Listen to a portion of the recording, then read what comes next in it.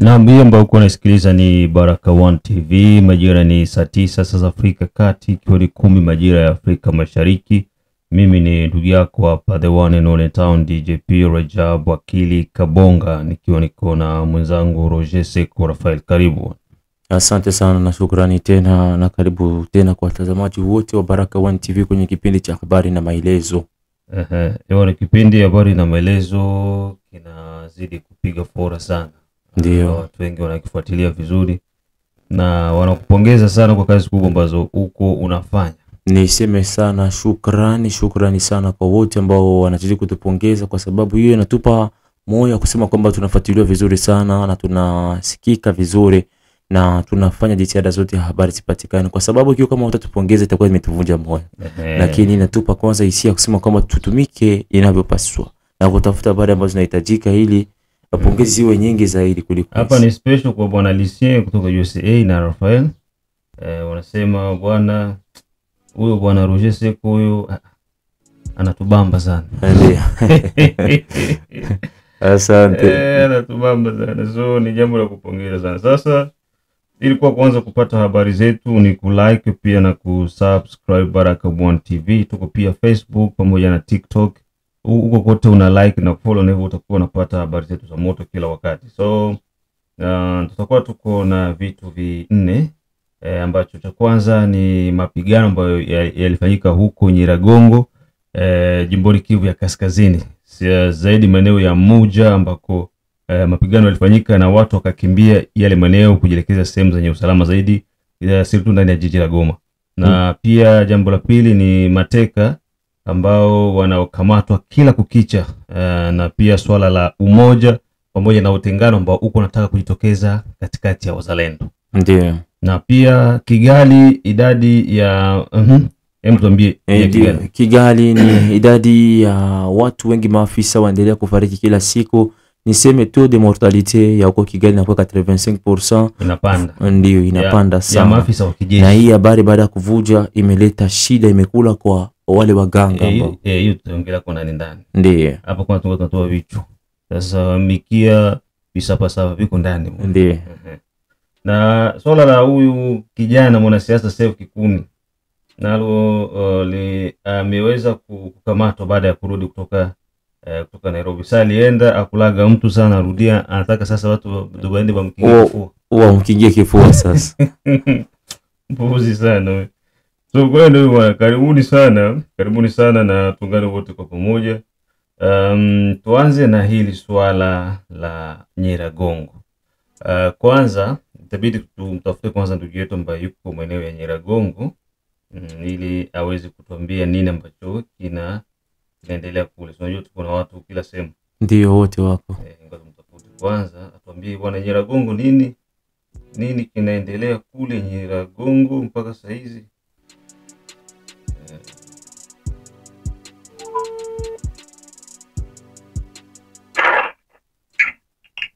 Halo? Ewan, mambo vipi bwana? Halo? Habari? Sawa. Sawa, unaongea na Rajabu hapa Baraka One TV. Ndio. Ewan, habari ya kule ni sawa? Nilikuwa sina meganjo mati kutumia mastation. Sasa niko tafuta nisikie mvile ni connecte ni kutumia maranani. Okay, hebu niambie kwanza kwa sasa hivi Muja nini kiliendelea? Kwa kifupi tu. Kwa kifupi nini kiliendelea Muja juzi? Na mpaka usiku. Na mpaka usiku ya kuamkia leo.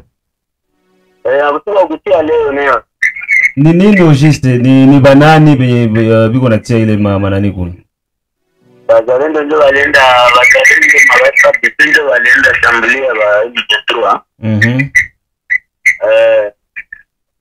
Na kisha nini kikaendelea? So naomba nitoke kwenye niko juu unaona kuongea hivi. Okay, yeah, sawa. Hawezi kuongea hadharani pale juu ndio kila fasa.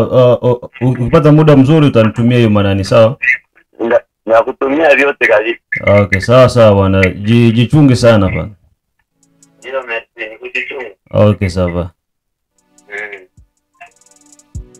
unasikia wanarusha siku. Ndio, ni habari nzuri. So ni kwa sababu konsinye kwamba kule Goma ukionekana tu unaongea na watu wa nje ndio unaona inakuwa deja pale ni problem. Ndio. So ale yenye iko kule Muja ni hii wazalendo ndio walikwenda kuwapiga M23. Sasa kitendo cha wao kwenda kuwapiga M23, wale wa M23 wakatengeneza habari nyingine kusema kwamba ni kundi la wezi la majambazi. Ndio wenyewe walikuwa fanya vurugu na situation iko sous control kufuatana na communique yao. Lakini kwa gisi tunasikia hapa dondoo za mtu wetu ambaye yuko kule. So ndo jinsi mazingira ilikuwa iko hivyo, kisha wao wakatia communique yao ya kudanganya watu kwamba ni kundi la wezi majambazi, kumbe ni vijana waongoa sumo ndio walienda kufanya kazi. Na kwa taarifa ambazo tulizipata ni kwamba M23 walipata kipigo. Iki ajabu ndio. Katika miji ya Kibumba kule. Na Kibumba nako pia hivyo tunasikia hali inazidi kuwa yenye kuleta matumaini. Ndio. Kwa upande wa wazalendo na upande wa FRDC wako naonyesha umahiri mkubwa. Na pia taarifa nyingine ambayo imetokea huko maeneo ya Kivu ya Kaskazini ni kuhusiana na kifo cha Corneille Nangaa. Ndio, hiyo ndio habari ya mchini. Hiyo ndio habari iko kwamba Nangaa alipigwa. C'est vrai tuliona mafoto, mavideo, lakini yake yeye peke Corneille Nangaa ndo bado hatujapata. Haijakuwa na uhakika. Na ndio maana tokea jana hatukutaka kulizungumzia hili kwa sababu bado hatujawa na uhakika na hilo. Sasa tusiwatie watu pressure ya bure kwa kusema kwamba Nangaa amekufa, lakini kitafanya ni kuendelea kufanyia uchunguzi hizi taarifa zote. Ndiyo. Na tupate yule kiongozi ambaye alipigwa masasi. Ndiyo. Wakati wa msafara wa jeep la M23 ni yeye Corneille Nangaa mwenyewe ama ni kiongozi gani mwingine, sababu inasemekana kuna kiongozi mmoja mkubwa ambaye atakuwa alipigwa masasi. Na hii imeonekana kweli, mapicha zimeonyesha kio kabisa litoboka kwa risasi. Wanasema kwamba ilikuwa ni risasi za kuvizia. Yaani matire zilikuwa bien précis kama vile za professionnel. Na hili linaonyesha kwamba iko saa inawezekana ilikuwa ni upande wa jeshi la taifa ile, kwa sababu jo wanakuwa na watu wao waongoa sumu ambao wanajua kulenga tu masniper ya. Na ilikuwa ni kitu kenye walitegesha kwamba gari fulani la mtu fulani liko linakuja linapita hapa. Ushelewa? Ndio. Kwa hiyo wakutaniwa wanawakulia ambush. Na kweli wakakuja katika wale wote mtu mwenye alipona ni mtu mmoja tu. Ndio. Mmoja tu ndio alikimbia na ndio alikuwa yuko anazungumza kwamba kiongozi wao mmoja alikuwa yuko naye walipigwa masasi. Ndio. Na sasa hakumtaja jina ni kiongozi gani. Kwa hiyo tutaendelea kufuatilia hizi taarifa ili tujue kama kweli ni Corneille Nangaa. Basi mshahara wa Zambi ni nini ndio wanasema? Ni mauti. Na hili niseme kwamba hata kama ikiwa kwamba itakuwa ni ukweli Nangaa amefariki, nadhani kwamba habari zitatolewa mapema sana, kwa sababu pande wao wataficha, kwa sababu ni kiongozi ambaye ndio sura yao. Kwa sababu ikiwa kweli Corneille Nangaa atakuwa amefariki, na ni wapi delay watazamaji. Sidhani kwamba siku mbili wale vijana wake hawatakuwa wametawanyika. Kila mtu atatawanyika aenda kivyake. Basi ukitaka upige nani makondoro piga tu ile mchungaji. Ndio. Zote zitatawanyika, hii tenda huku. Hata kanisa. Nitosha kanisa piga tu pastor. Ndio. Nitosha kwanza mfano ile kichapo ambacho cha mabomu ambayo ilipigwa kana ima vyo de chasse FARDC sehemu moja hivi ambapo M23 walikuwa ishakamata nusu ile maeneo ambapo hata Samadani aliwahi kuzungumzia ile maeneo ya Kibiri kama Kibirizi kama Kibiria ile maeneo Nzibira ile maeneo wanaonyesha kwamba kuko kiongozi mwalikufariki mahali wa M23 ile siku. Lakini wakaficha habari. Ule kiongozi ambaye anakuwa mfupi hivi kama mbuti. Bwana Mungu amepotea. Sijui najiuliza. Habari ya Mungu sikia Mungu alikufa kama juu. Akaonekana ananikali bwana. Aonekani tena. Juu kila sehemu walikuwa wanakamata. Yuko tayari wamkamate video, anasema Bernard ya Mungu alifia kwa ile frappe ya Nzibira. Ndio. na itakuwa pia huu mtego ambao ulitegwa dhidi ya Corneille Nangaa naye pia kama amekamatika, basi tuseme M23 wanaenda kusambaratika sana, sababu kuna wale ambao walikuwa wanaenda kumgongo ya Corneille Nangaa. Ndio Sasa kiongozi wao washapotea, hawatakuwa tena na cha kupoteza kule. Ndio video itafuta. Sidhani kwamba Bertrand Bisimwa atakuwa na umaarufu wa kukamata uongozi wa ile kundi la AFC. Ndio. Yeah. So kwa hiyo nafikiri ndio hivyo kwa yote ambayo yamefanyika huko maeneo ya Kivu ya Kaskazini, Nyiragongo pamoja na Goma, Kibumba kule kote. Taarifa kamili tutazipata kwenye habari zetu za moto asubuhi baada ya kupata ripoti kutoka Kivu ya Kaskazini. Tunasubiria ripoti yote yenye kuwa kamili, tuikusanye, tushughulikie, alafu tutakuja kuwaleteni kwenye majira ya asubuhi. Tukichukua swala la pili, mateka ambao wanakamatwa kila kukicha na wazalendo, pia swala la umoja pamoja na utengano ndani ya wazalendo. Tugusie swala la mateka. Mateka wako wanasiri kujitokeza. Juzi M23 walitengeneza mateka wao fake. Ndio. Kuna vikundi vya Wahutu wa Rwanda. Ndio. Ambavyo walikuwa wanakamata wakawavalisha mateni suform tu yani ya FARDC. Ya wazalendo tuna mateni za FARDC, kisha wanakuja kuwatambulisha kwamba hao ni wazalendo wenye walijisalimisha mbele ya M23. Ndio. Ndio. Sasa ile wanafanya kutaka kupigia jiwe GCC wazalendo tunakamataga mateka wa M23 kwa kweli kweli. Tena wao juu ya kutaka kujipatia umaarufu wanatengeneza mateka wao feki, kisha wanawaleta kuwatia pale mbele za watu. Hizi swala tunaweza tukazikompea vipi? Hii niseme kwamba ni kutaka kujipendekeza, kuonyesha kwamba nao wako mkazi na kujipa tena moyo wa kuendelea na mapambano haya.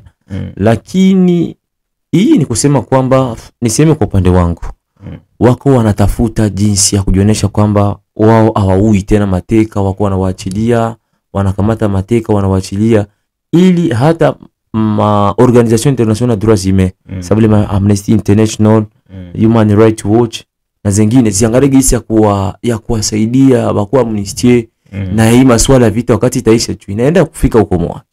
Ikifika mwisho uangalie jinsi kila mtu atapata magrasi bapate basi kwa unapata mapursuite judiciaire.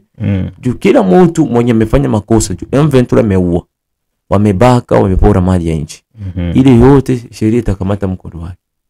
Ile ya kusema kwamba wanakamata mateka, wanafanya mateka feki, ni kwa kuonesha kwamba watakuwa wanaonesha kwamba mmoja mataifa kwamba unaona na sisi tulikuwa tunakamata mateka wao tunawaachilia.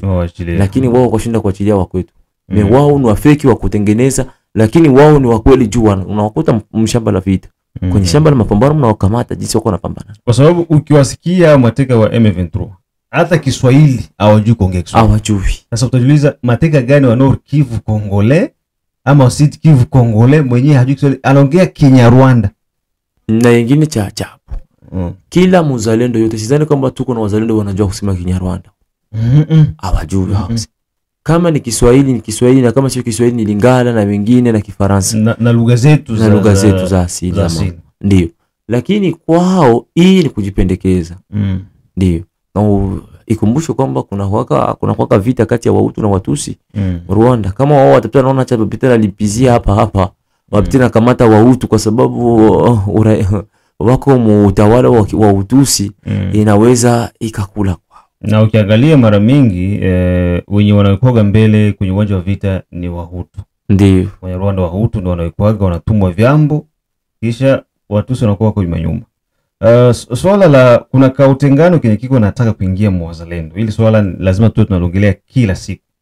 Aka kautengano katapelekea mpaka tunaachia tobo, yani kashimo kwenye panya anaweza kuingilia. Ndio. Kuna kitu Makanakia alisema jana kwenye mkutano pale. Na hicho kitu ni kitu cha muhimu sana. Wakati baada ya zile maneno za Stanislas Ruguduka pale Kamanyola.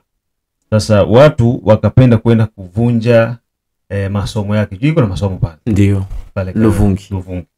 Sasa watu walienda kuvunja ile masomo. Kundi moja ya wazalendo ikawa inakataa kwamba msivunje hii masomo. Hii masomo ni kwa ajili ya watoto. Kwa njia moja wako sahihi. Sababu ile masomo inasaidia watoto kusomea. Ndio. Lakini sasa je, ni masomo ya nani? Ya rebel. Ya rebel. Je, zile franga zinaendaga kwa mikono ya nani? Ya rebel. Jua lomba percentage yake hata yeye coordinateur masomo. Ndio, ina maana franga pale ndio zinakuwa zinasaidia tena ba rebele kujiendeleza kimaslahi. Ndio. Sasa kama ni masomo na hiyo ndio wanaitaka effort de guerre. Effort de guerre. Ndio. Na kama tuko na maslahi na ile masomo, donc watoto sasa wasome bure. Ndio. Pale ndio kesa sasa kutokuelewana. Ikabidi wale wenye walikuwa wanakingia ile kifua masomo wakakungutwa. Sasa walikungutwa, mmoja akaanguka. Ndio. Mmoja kuanguka sasa ndio pale chokochoko zikaanza. Na nilisikia maneno mingi hapa kwa hii wiki. Wanasema huyu yakutumba, hapa mpendi kule, watu wiko namfukuza kuplene, alikuwa kuiba mali za nani za muplene. Sasa pia juzi muplene mko mali gani? Njoo sasa miogo na ile mbuga ya wanyama. Unaona? Ndio. Muplene mko mali gani zenye alikuwa kuiba? Na watu wenye wako nasema hivi ni viongozi wa wazalendo wengine. Ndio. Donc wanaingiza chuki kwa raia zidi ya wazalendo wengine. Wakati hili swala sio swala nzuri. Na lina nafasi kwa muda huu. Kwa sasa hivi hatuna nafasi ya kusema juu ni Mubembe, juu ni Mfuliru, juu ni Muvira ndo arudie kwao. Atoke kwao. Hapana, Kongo ni moja. Kongo ni moja. Ukiwa uko Kasai, uko Lubumbashi, uko Kamina, uko wapi, unajisikia kama kwenu. Kote Kongo ni nyumbani kwenu. Uko na haki ya kufika sehemu na kujisaidia na kuoa na kuzaa na kujenga. Lakini rasilimali na udongo ndio mali ya serikali. Ndio. Na hii niseme kwamba unakuwa unasema vile ni watu wenyewe hawana mawazo ya kiutu. Hivipi? Kwa sababu ukiangalia hapa juzi kiongozi huyu wa wazalendo na ambaye anaongoza kundi la wazalendo la Force FABB, Force de Défense Biloze Bishambuke na Ngoma Nzito, alibana wa M23 wa kutosha huko maeneo ya Rugezi kwenye shamba la vita, na ni kazi nzuri yenyewe. Wabembe wakampigia makofi wakamwambia courage. Hapa tuna imani kwamba M23 zikatoboa kupitia ambayo majeshi yako na vikosi vyako vinaweka huko juu. Na hii ikaonesha kwamba naye mwenyewe akaahidi Ngoma Nzito kwamba wale wenye walikamata wale mateka wote atawaleta Uvira. Na inaonyesha kwamba Ngoma Nzito sio kusema sasa sema ni Mubembe. Ngoma Nzito ni Mfuliru. Anatumikia tarafani fizi kwa Wabembe. Na Wabembe wamemwona kazi ni anafanya kwa ajili ya udongo na kulinda mpaka ya nchi. Inaonyesha kwamba huyu ni mtu, ni mwananchi na haitaki kumbagua. Lakini hii chachu wenyewe wa viongozi wa zalendo wanaleta zidi ya wengine kule. Haina nafasi kwa wakati huu. Yeah. Kwa wakati huu ni wakati wa muungano pamoja na usikilizano. Ndio. Tukiachana na hilo swala, tuingie swala la Kigali. Tupatie habari za Kigali kuhusiana na idadi ya wanajeshi wanaofariki kuzidi kuongezeka kwenye hospitali ya kijeshi huko jijini Kigali nchini Rwanda. Ndio. Niseme kwamba idadi ya wanaofariki inaongezeka kwenye 85%. 85% ya taux de mortalité inaongezeka kwenye hospitali kuu ya Kanombe katika mji mkuu wa Kinshasa, ambapo hizo ndio Kigali, mji mkuu wa Kigali. Ndio. Na hii imeonyesha kwamba habari hizi zilivuja kupitia waganga ambao walikuwa katika hospitali. Wakavuja hizo habari kusema kwamba wagonjwa wanakufa na kuchata nafasi ya kukaa wengine wagonjwa wale ambao ni blessed de guerre wako wengi sana. Wakati habari ilivuja ikaanza semekana kwenye mitandao, wale waganga waliwekwa nguvuni. Kusema kwamba nyinyi ndio mmefanya na kuvujisha hii habari. Ndio maana kutaisha wamefariki wengi sana. Taux de mortalité 85% kama ni mingi sana. Tena maofisier. Juu M23 wakati wanapigana vita, awapelekaki wa blessed de guerre bakadogo ule userja wapebaki. Bana baka ndio ba officier.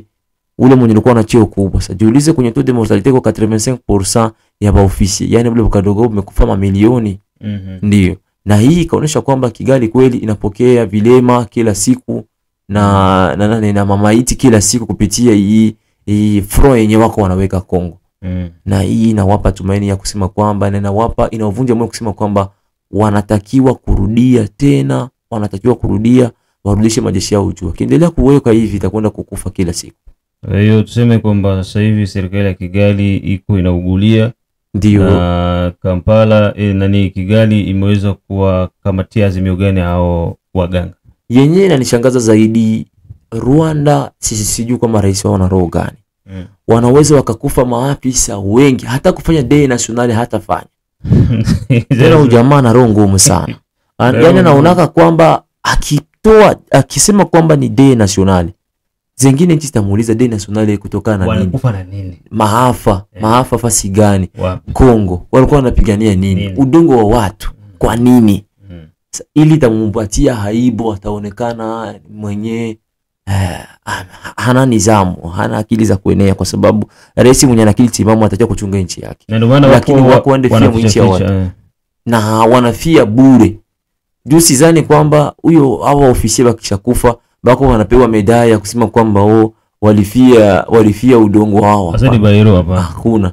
Na wako wanazikwa bila hata familia zao kuwepo. Ndio. Na hii inaonyesha kwamba Rwanda kila wakati wanapoteza walio wao, lakini ile roho tu ya ugumu ndio wanao. Ndio maana wale watu wana roho ngumu sana. Roho ya Farao. Ile roho wanakaza tu, wanaficha vile roho vilivyo vinabakia moyoni, lakini wanapoteza wengi sana kila siku. Ila kwa upande wa wananchi wa Rwanda hawakubaliani na Paul Kagame. Lakini kwa sababu ni udikteta, hawana cha kufanya. Na ndio maana unaonyesha habari za kweli zinaendelea katika nchi ya Rwanda. Ya huyu dikteta Paul Kagame. Hazisemewagi na media yote ile. Kwa sababu hata uchaguzi wa mwaka uliopita ulikuwa unafanya uchaguzi, kandidati niki ilikuwa ni yeye. Mwingine waliweka ni wake mwenye alifabrike.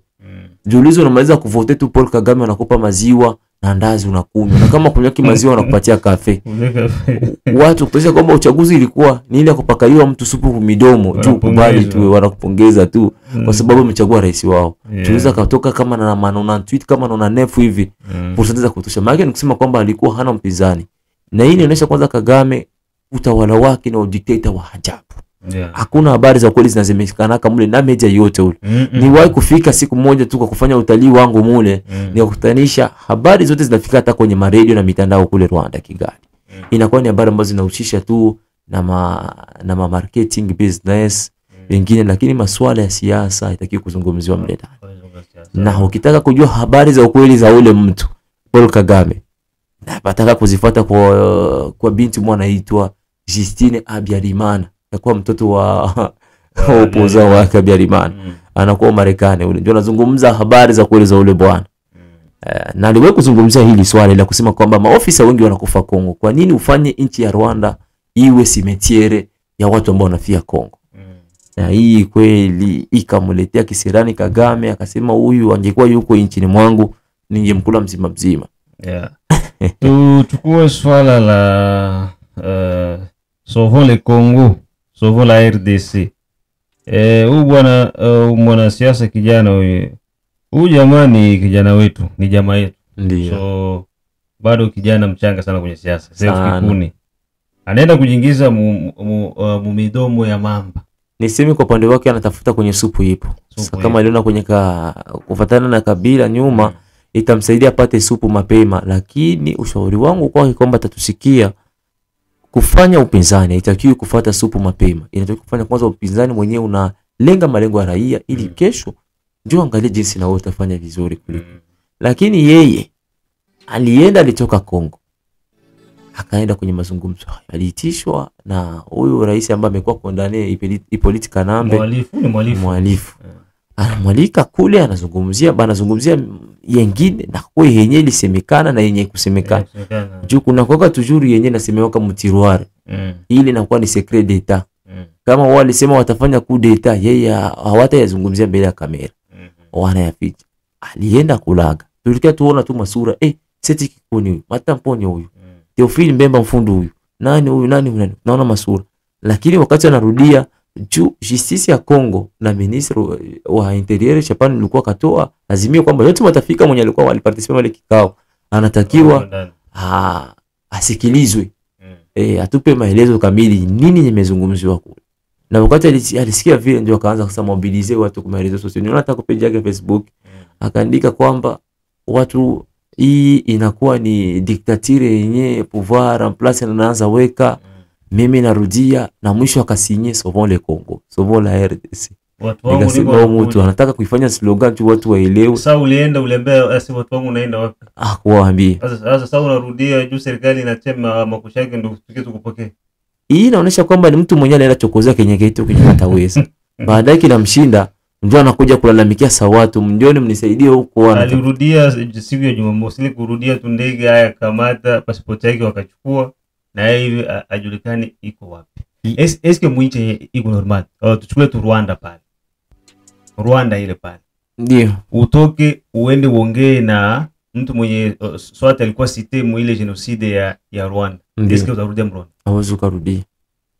Hawezi kabisa. Pale. Utoke Marekani uende kulabori na nchi ya Marekani inasema ni adui yetu. Eske utarudia? Niseme nchi za Waarabu. Hawezi. Sasa kwa nini sie mnaenda kuongea na rebel mtu mwenye condemned? Kisha unarudia tena. Kisha unarudia mwinchi unataka ukue mtu libre. Wala kama uhuru ambao tu wanaona ni uhuru wakijinga sana. Wakijinga sana. Na ndio maana niseme kwamba yeye Seth Kikuni alishindwa kuwaza vizuri. Ingekuwa kwamba hii mazungumzo alienda yako kuendelea population na ngeinformer population ingemkatalia. Na kama raia wangemkubalia, wakati angerudia mobilisation ingekuwa certain juu watu wangekuja kwa wingi, wangesema kwamba acha tumsupport kwa sababu alienda sisi tumemtuma. Ndio. Na hapo mobilisation wakati ingekuwa nyingi, sidhani kwamba pouvoir en place ingesema aseme ikukamate na wakati uko na raia 1500 nyuma yako. Ingekuwa carnage na hapo sidhani kwamba wangekukamata. Na hii kaonyesha kwamba kuna wafanyasiasa mmoja wanashindwa kuwaza. Hiki na kifanya. Nini kitakuwa baadaye? Baada kufanya hichi nini itakuwa baadaye? Wanashindwa kujiwaza. Tamaa iko mingi sana ya kuwai kwamba wanafikiria wakiwaiwai hivi kwenye siasa ndio watafanikiwa mapema. Na cha ajabu kiko kinanishangaza, tena ni wasomi wa ajabu. Wanafanya vitu kama watu wadogo na wanashindwa kuwaza kesho. Kwa sababu kila kitu kina consequence yake. Unajiingiza mkundi la rebeli, itaishi. Wakati inaisha, justice itakupursue. Ulifanya hivi, ulifanya hivi, ulifanya hivi. Lazima. Juu, mfano kwanza wa huyu tu ndugu yetu hapa. Huyo, sisemi kwanza sisemi tena haiko tena ndugu yetu juu. Wakati unaingia tu M23 huko tena ndugu yetu. Stanislas Ruguduka. Huyo huko professeur docteur. Nadhani kwamba wakati hii tunaenda fika huko mwaka. Justice itakukamata. Itakwambia participation à des mouvements insurrectionnels. Tena iko natukana sio vile itasema hiki kileseni kibi machafu. Ndio. Atakusaidia sana ule bwana. Wenda washamlombea visa mwinchi zingine za Ulaya huko jua bikiisha kimbilie huko. Atakimbia sababu limba. Ndio. Mlimba merudi.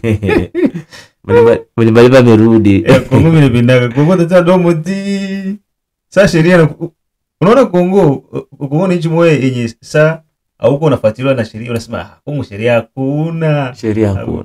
Besa utengeneza mko na sheria. Bakusomeza sasa vipengele. Unasema ai. Hiyo ni juu yangu tu mimi ama inakuwa sasa hapana hii inakuaga. Mfano ya karibu ya mbunge wetu ambaye alikuwa mbunge waziri na ni François Rubota. Yeye tu anasema walikula pesa za serikali de tournement yeye na Nicolas Kazadi. Ule baba alikuwa na kitambi. Alifika hapo vile nifanya naye interview lakini tu siku moja tu wanamtia nguvuni.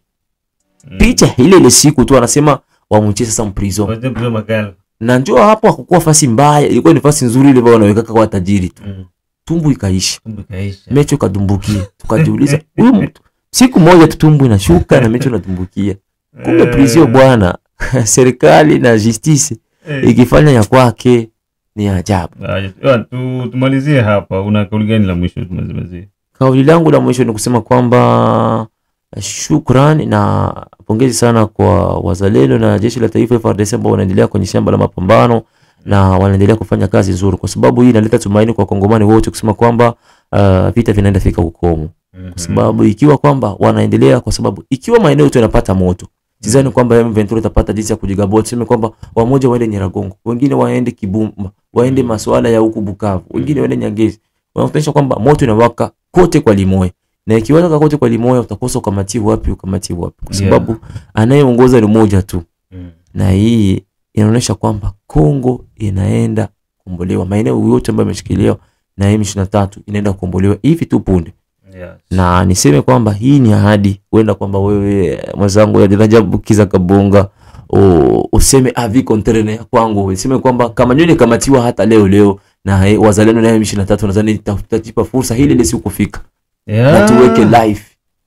Yani meeting ya kwanza Wazalendo tuweke live. Siku tunaingia Kamanyola le même jour tuko pale. Ndio. Le même jour na tunafanya live kabisa Kamanyola kwenyewe watu waone. Yaani ni siku yenye watu wako wanasubiria kwa hamu kubwa sana. Ndiyo.